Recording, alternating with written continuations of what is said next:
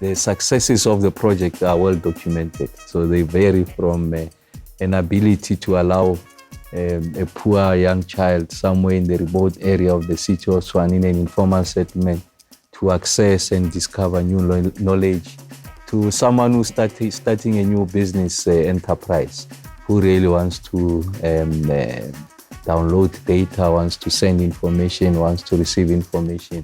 So it addresses a broad variety of the needs of young people, economically active people across the spectrum of the economic spectrum of the city. Our principal responsibility is to improve the quality of life of our people, make sure that we ameliorate them from conditions of hardship, and ensure that those entrepreneurs are able to thrive so that they grow the economy, they are able to expand the revenue base, create new opportunities. So that's the first part, just an understanding at that level. The second one was, in my considered opinion, leadership from the city, not just from the mayor, but I think the collective of the executive team, just to have a full appreciation that we needed to lead from the front. Remember that this is an idea that is ahead of its time.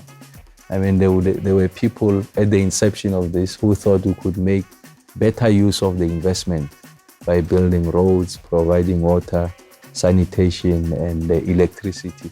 And our view was the following, was that we need to look at the internet connectivity as a basic municipal service.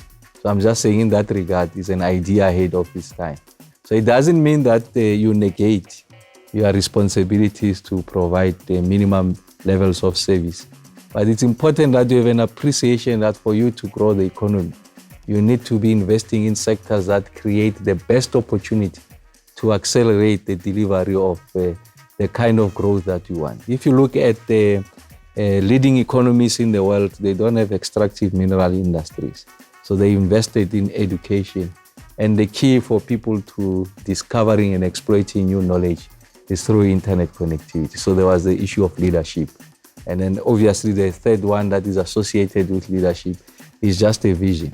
Anticipating what the future holds. I mean, you didn't have to look beyond developing countries, how they got to where they are. The World Bank makes the point that the maturity of internet ecosystem can improve GDP growth by up to 3%. So there's a rich literature that speaks to the relationship between maturity of internet ecosystem and GDP growth and how you are able to improve the quality of life of our people.